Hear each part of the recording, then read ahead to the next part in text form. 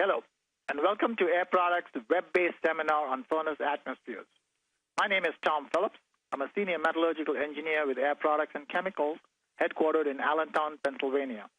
I am based in Ann Arbor, Michigan, and I have about 30 years of experience in furnace atmosphere systems for heat treating. In my current position, I'm responsible for market development and technical support for atmospheres in the metal processing industry. In this web seminar, I'm going to talk about some of the basics of heat treating atmospheres. I will focus on the fundamental principles of heat treating atmospheres and your options in the proper selection of these atmospheres. Let's start with a definition of heat treating.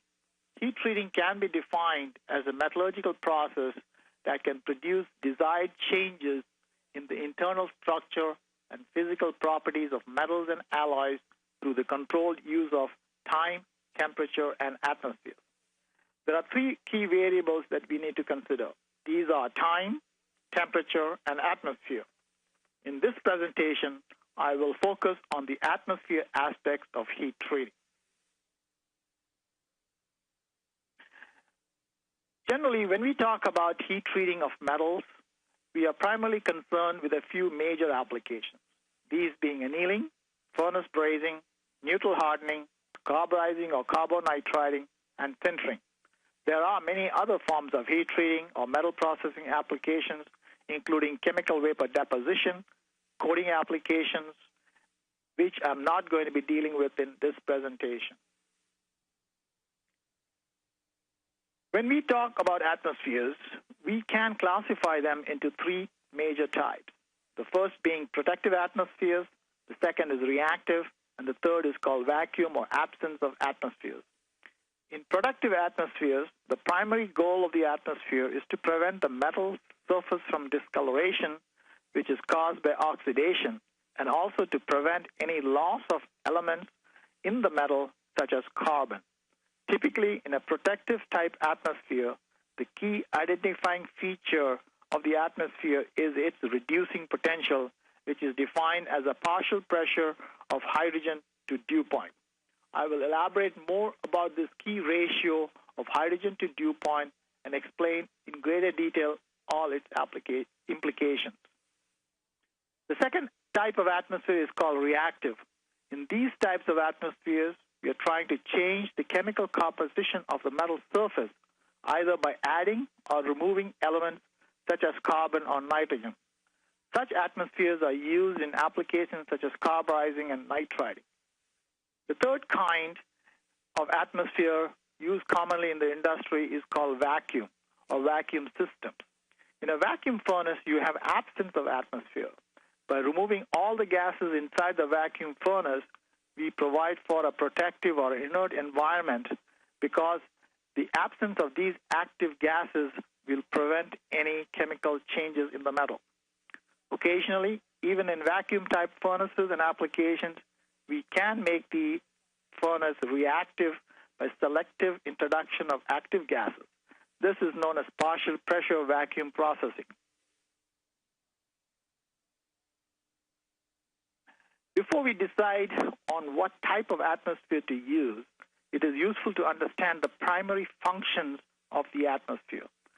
This basically applies to all types of heat treating: annealing, brazing, sintering, and other hardening processes. One of the primary objectives of the atmosphere is to protect the metal from oxidation. Not only should the atmosphere prevent oxidation, but the atmosphere also has a key role in removing any pre-existing oxide layer that might be present on the surface. The next key objective is to remove any unwanted lubricants or oils or hydrocarbons that might be present on the surface or within the metal as a result of its manufacturing process. We'll discuss these lubricant issues in greater detail at a later slide. Another key objective is to control the carbon in the pot. Some applications need to remove the carbon for decarburization, and in other applications, we intentionally add carbon to the surface. Another important atmosphere function is to influence the heat transfer rate.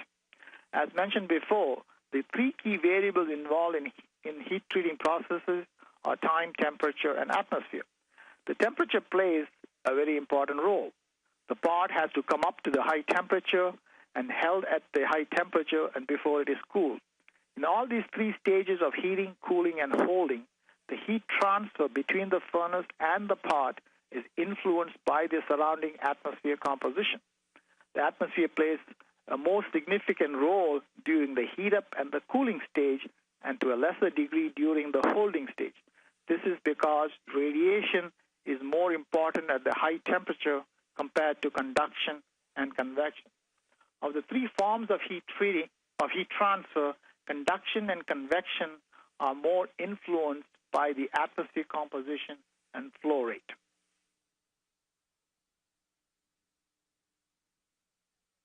It's useful to understand the individual role of different gas components that make up the atmosphere.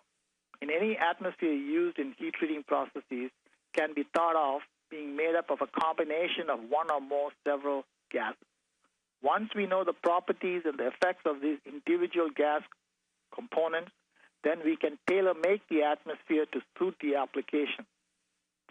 Here we see some common elements that might be present in a typical atmosphere. Nitrogen, or more accurately, molecular nitrogen, makes up the majority of the atmosphere volume. Nitrogen is typically inert for most materials that are heat-treated, but it can nitrate certain materials such as chromium, titanium, and tantalum that may or may not be present in certain grades of stainless steel. Even so, when we consider nitrogen as inert, we have to be aware that it can have some detrimental nitrating effect in some materials, and in those cases, we will use a more inert component like argon. Atomic nitrogen is active and is different from molecular nitrogen. I will talk a little bit more about the effect of atomic nitrogen in processes such as carbonitriding and nitriding applications. A second gas element that is common in atmospheres is hydrogen. Here we are talking about molecular nitrogen, and its function is to act as a reducing agent. We will talk a little bit in greater detail about the oxidizing, reducing phenomena, but the key to remember here is that hydrogen is used as a reducing gas, but it can also have a decarburizing effect and may be involved in hydriding certain materials like aluminum and titanium. Moving on, we have carbon monoxide, which you may or may not have present in the atmosphere. Carbon monoxide is carburizing in nature, but it also has a reducing effect. The reducing power of the carbon monoxide is less than the reducing power of hydrogen. The next gas you will encounter is carbon dioxide. Carbon dioxide has a decarburizing effect and also has an oxidizing effect. Oxygen may be present and it has an oxidizing effect.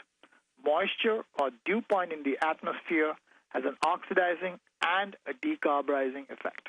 Argon is an inert gas. It is actually more inert than nitrogen, but it is more expensive. So generally, when we need to use a more expensive inert gas like argon, it has to justify the material that's being processed. Generally, argon is used in higher alloy materials where nitriding cannot be tolerated. In some applications, we may add some carbon into the atmosphere, such as propane, methane, or propylene, or any other similar hydrocarbon.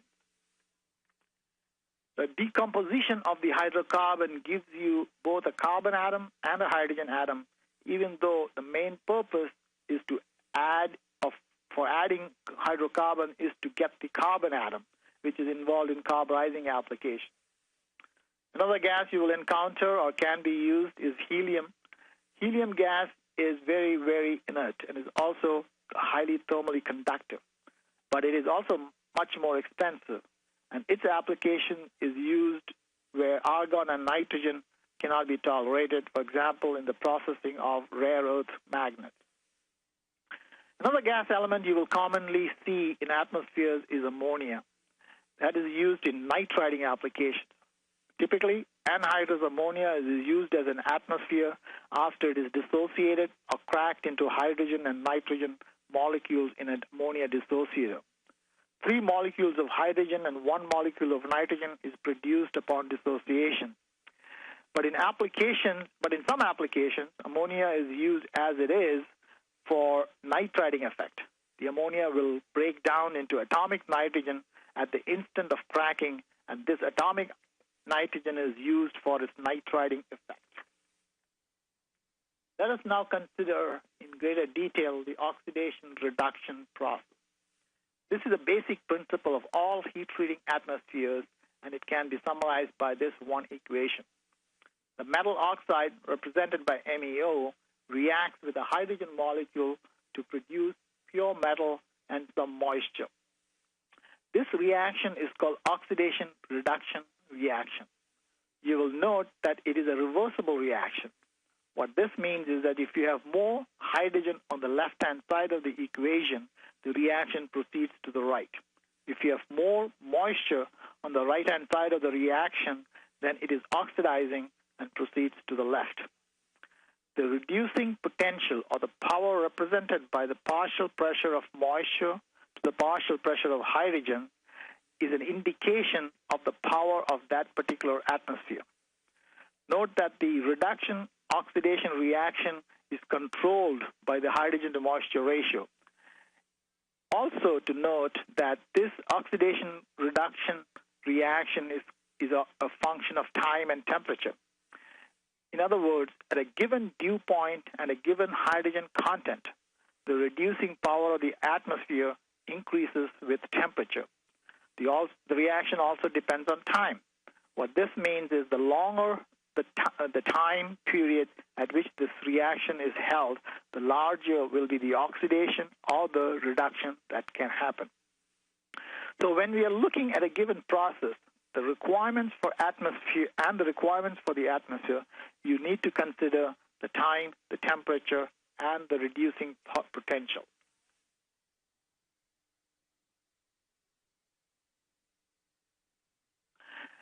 In this next slide, we have a diagram called the Ellingham diagram.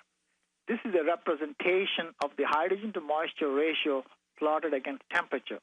The key point I want to make here is that for a given hydrogen to moisture ratio, the reducing potential of the atmosphere depends on the metal system. For example, at the same temperature and the same reducing potential, copper may be more oxidizing compared to iron. What this means is that every metal or alloy will have its own propensity for oxidation reduction to occur. And this is represented by this version of the Ellingham diagram. There are other versions of Ellingham diagram in the metallurgical literature. As a concept, it can be used to indicate the relative reducing oxidizing potentials of different metals. For example, you can use it to determine at what temperature a particular metal becomes reducing or oxidizing, or determine the dew point or the hydrogen ratio required for reduction to happen at a given temperature. Now let's take a look at the next aspect of atmospheres. Here we have 4 types of atmosphere systems that are commercially available in the marketplace. The industrial gas-based system is used for increasing technical and economic reasons, and is based on the concept of using an appropriate blend of pure delivered gases. The next one is exothermic, and then we also have endothermic and dissociated ammonia. Exothermic and endothermic are also known as conventional atmospheres and are based on natural gas generators that combine natural gas with air to produce a composition of nitrogen, hydrogen, and other minor gases, depending upon the ratio of the air to natural gas used. Dissociated ammonia is produced from anhydrous ammonia, and it is dissociated or cracked into nitrogen and hydrogen. When we look at an atmosphere requirement, we have to look not only at the technical requirements, but also look at its economic viability and the relative availability of that atmosphere. The concept of atmosphere using blended mixtures of individual gases came about in the late 1970s. Many heat treaters were being shut off from their source of natural gas, so industrial gas companies came up with the concept of blending different gases that could use a type of atmosphere or that duplicates what XO can do or what endo can do, what even dissociated ammonia can do. So when we discuss industrial gas-based atmospheres, it is basically a mixture of different gases that is designed to best suit the needs of a given specific application.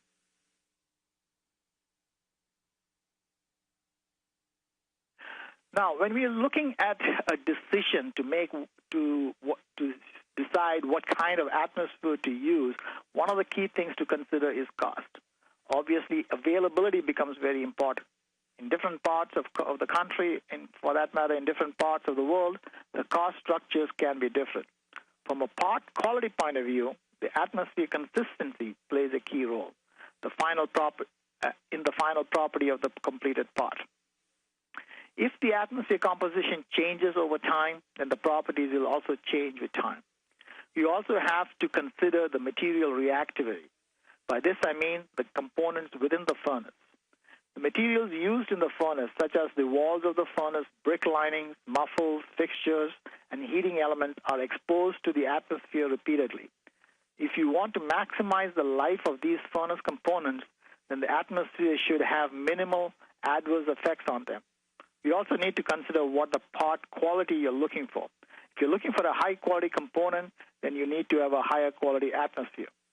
Furnace type and the design can also determine the atmosphere flow rates and sometimes the composition. Lastly, we have to consider the toxicity and safety of the atmosphere. The furnace atmospheres can leak or vent into the environment in which the operators will be working. Typically, the atmosphere exists from the ends of the furnace or from some other exhaust system. There's always some chance that some of this atmosphere will be leaking into the environment. So we have to consider whether these gases have toxic properties because they could be released into the environment.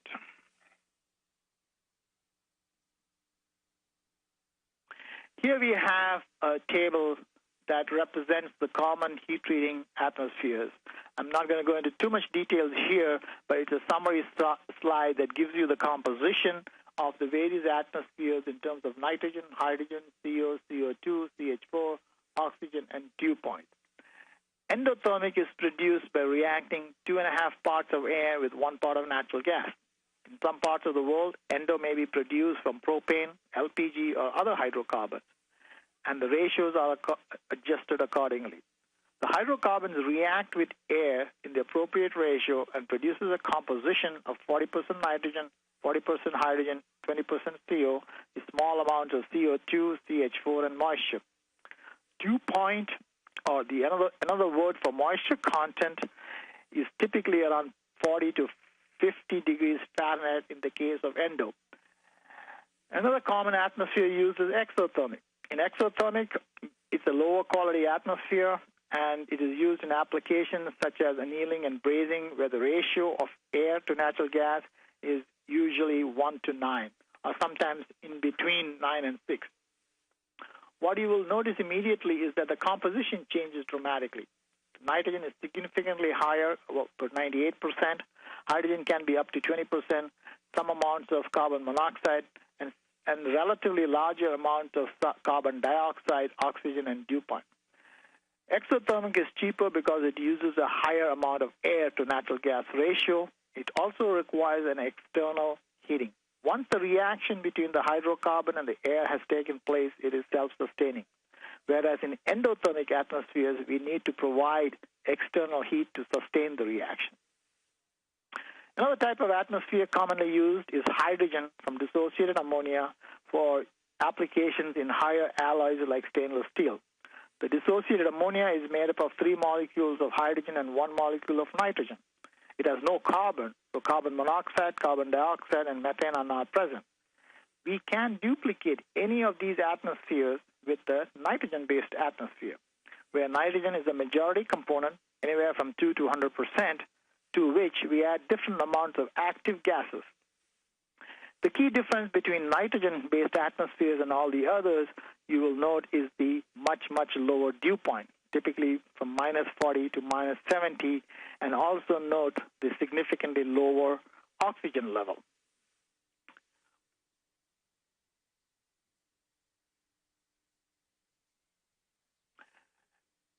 Here we have some pros and cons of endo atmosphere as an example. Endothermic atmosphere is typically of a lower cost compared to nitrogen-based atmospheres.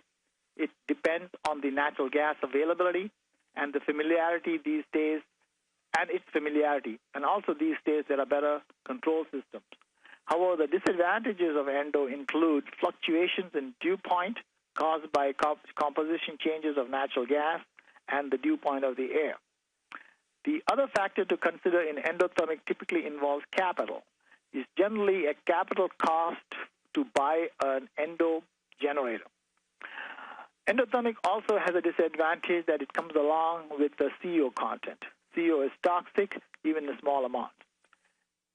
It also lacks flexibility. Its composition is fixed at 40% nitrogen, 40% hydrogen, 20% CO. So if your process requires a different composition and you're not able to use endo, you will have to go buy a different kind of generator, such as dissociated ammonia generators.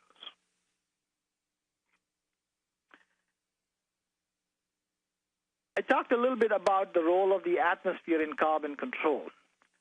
The 20% CO in natural gas-based endo atmospheres is key to carburizing. The carbon monoxide will decompose into carbon atoms that can enter the steel. The same composition of endo can also be produced by mixing 60% methanol with 40% nitrogen. This is called synthetic endo and generally provides for a much consistent composition.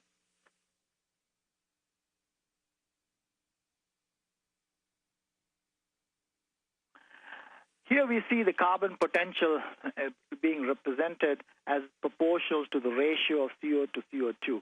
If you assume a constant level of CO, then by measuring the oxygen content in the atmosphere, we can determine the carbon potential using the Nernst equation. Generally, there are instruments available that can calculate the carbon potential based either on the measurement of oxygen using a probe or using an instrument or analyzer that measures the CO2 content and then calculating the carbon potential.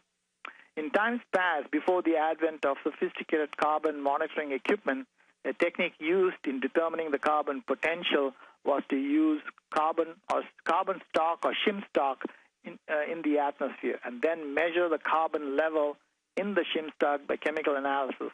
This procedure is still used by some companies to verify the carbon potential of the atmosphere. If you look at industrial gas atmospheres available to you, you will notice that you can use a combination of several gases.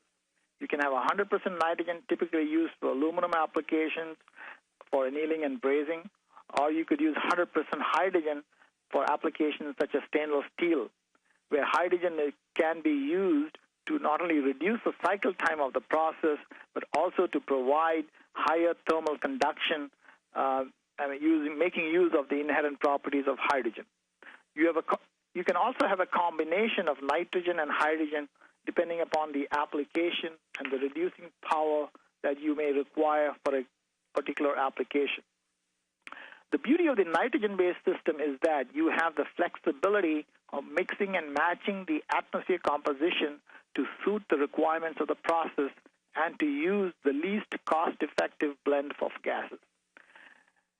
So it's key to understand what material is being processed so that the appropriate atmosphere can be decided both from a technical point of view and also from an economical point of view. Here we have a summary of some generated atmospheres and the synthetic atmosphere equivalent. For example, if you're using an exothermic atmosphere, which could be either rich or lean, depending upon the ratio of air to natural gas. If, for example, you're using a lean exo atmosphere, you would typically have 1 to 3% hydrogen in that atmosphere and a much higher dew point. This can be easily replaced with either a 100% nitrogen atmosphere or nitrogen with small amounts of hydrogen. Rich exothermic atmosphere can be replaced with nitrogen containing 4 to 20% hydrogen or a nitrogen methanol blend. These types of exothermic atmospheres are used in annealing applications and furnace brazing applications. When we get into more expensive and more demanding atmosphere requirements, such as for endothermic, then we can replace that endothermic atmosphere with either a nitrogen methanol system. For example, that's what we use in carburizing, or a nitrogen hydrocarbon system for annealing application. You also have the ability to use dissociated ammonia as a synthetic atmosphere being made up of 75% hydrogen and 25% nitrogen. Or you could even go lower in the hydrogen content by diluting the dissociated ammonia with more nitrogen.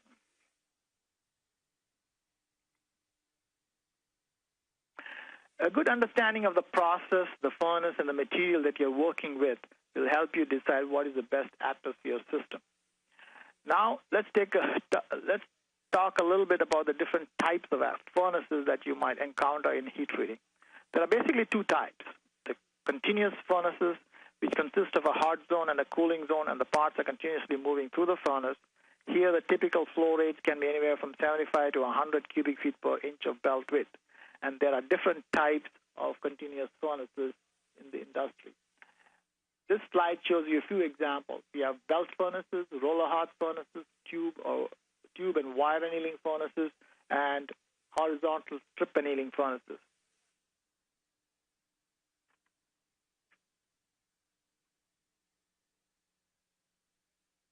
The next type of furnaces you will encounter typically in heat treating are batch furnaces. In a batch furnace, such as a belt-type furnace, the temperature is changed from room temperature to the holding temperature and then cooled. The parts are held in one place while the temperature is raised and cooled at a controlled rate. Typically, the flow rates used in batch furnaces are anywhere from 3 to 8 volume changes, depending upon how leak tight the furnaces are. Types of batch furnaces include bell furnaces, box furnaces, and batch furnaces. In batch furnaces, the atmosphere is introduced at one point into the furnace and exhausted from another point. One thing to note is that in vacuum-type furnaces, the requirements of the atmosphere is for purging. Sometimes the purging is done using a vacuum pump. Other times it is done using an inert gas. Gases are also used in vacuum furnaces for high-pressure quenching to increase the cooling rate during the cool-down phase. Often, inert gases are required to equalize the pressure within the furnace so that the furnace door can be opened.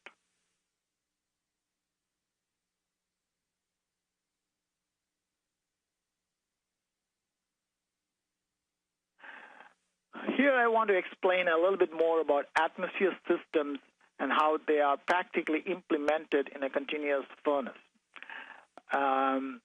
We know that with an industrial gas system that you have the ability to mix and match different gases. You also have the ability to put different gases into different zones of the furnace. This is key to economics and also to optimize the performance of the furnace. For example, in the hot zone of a typical sintering or brazing furnace, the primary reaction takes place at the highest temperature. This is where the hydrogen is most effective as a reducing agent. So we put the hydrogen where it is required. Whereas in the preheat zone, you introduce an oxidizing atmosphere, because in some applications, the presence of a slightly oxidizing element in the atmosphere helps to remove the lubricants that may be present on the part. In the cooling zone of the furnace, the role of the atmosphere is to prevent oxidation. There is no point adding any hydrogen at the back end of the furnace. The hydrogen being a more expensive gas, why waste it in introducing it where it is doing no job? At the back end of the continuous furnace, the air or the oxygen has a tendency to enter the furnace, and therefore by introducing pure nitrogen, we can keep the oxygen out. There are much more practical details of how we can introduce the atmosphere and direct the atmosphere within the furnace into different zones.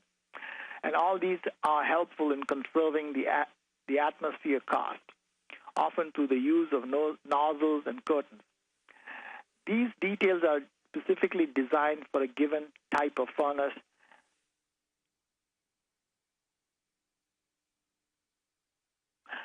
I want to come back to one of the key fundamental processes that I would like to explain in greater detail, and I touched upon this earlier.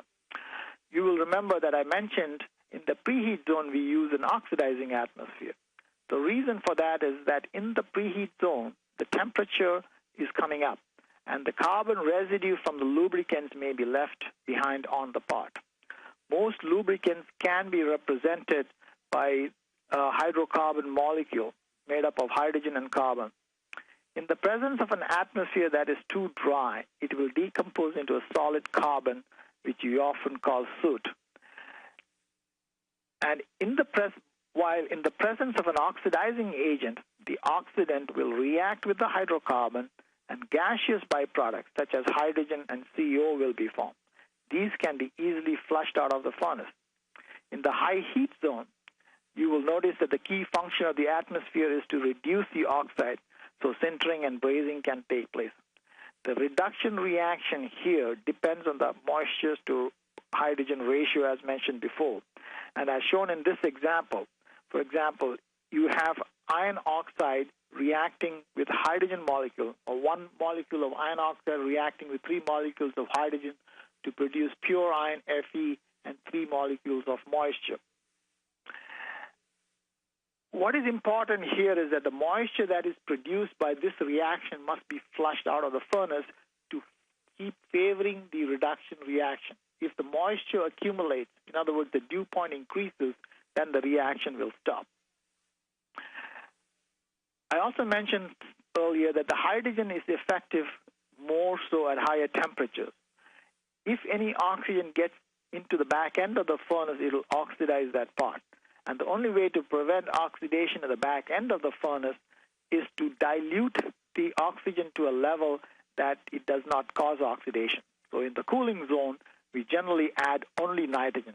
The amount depends on the furnace design and the curtains and the other factors within the furnace.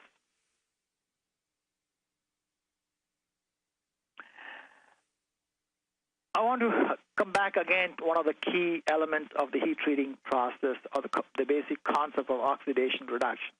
This reaction represents oxidation reduction. The metal oxide MEO reacts with hydrogen molecules to form metal and moisture. The reduction of the oxide, therefore, is a function of the hydrogen to moisture ratio. For example, in case of endo, which contains 40% hydrogen and about 0.8% moisture, which means it has about dew point of plus 40, the hydrogen to moisture ratio is 50. Now, you can use a nitrogen-based atmosphere with only 4% hydrogen, and which has a dew point of minus 30, and here we have a hydrogen to moisture ratio of 160. It's actually 3 times as reducing as the endo. Theoretically, in a nitrogen-based atmosphere, even 0.5% hydrogen is sufficient if you can keep the dew point low enough to get the same reducing power as endo atmospheres.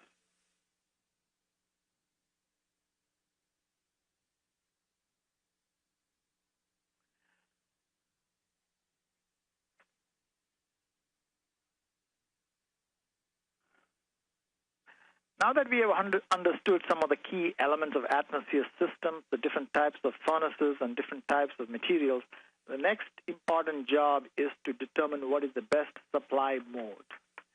And this largely depends on your location and volume requirements. If the volumes are large and justified, we can install what we call a nitrogen generation system. There are different types of nitrogen generators available. Generators could be cryogenic or non-cryogenic in nature. It could be a PSA system with a deoxo system. Endo and DA generators are also on-site generators. These all produce gases at your plant. On the other side, we have delivered atmospheres, which can typically be delivered in liquid form, which is stored in bulk storage tanks. And for smaller applications, we can provide gases in what we call liquid dewars. Some gases, such as hydrogen, are specifically available in certain parts of the world as a liquid. In some parts of the world, it's not available as a liquid. So hydrogen can be either supplied in tube trailers or cylinders. Again, it's a question of the volume that you need and the economics of your specific situation. But once you have understood the basic atmosphere requirement and specifically what type of furnace and materials you're dealing with, then the industrial gas supplier can easily recommend the most economical source for the supply of the gases. With that, I want to thank you for your time. I hope these basic concepts about atmosphere systems have been beneficial. As a worldwide leader in industrial gas supplies to the metal processing industry, Air Products brings more than 50 years of experience in gas supply and safety systems to help improve your performance. We offer a full line of high-purity gases, including oxygen, nitrogen, hydrogen, argon, helium, and other gas blends. These can be delivered in liquid, bulk, or micro-bulk delivery solutions. We also provide a wide range of technical services and gas-based technologies to the metals industry. For more information, please visit our website or call us at 1-800-654-457 and enter the code 688. This concludes this presentation. Thank you.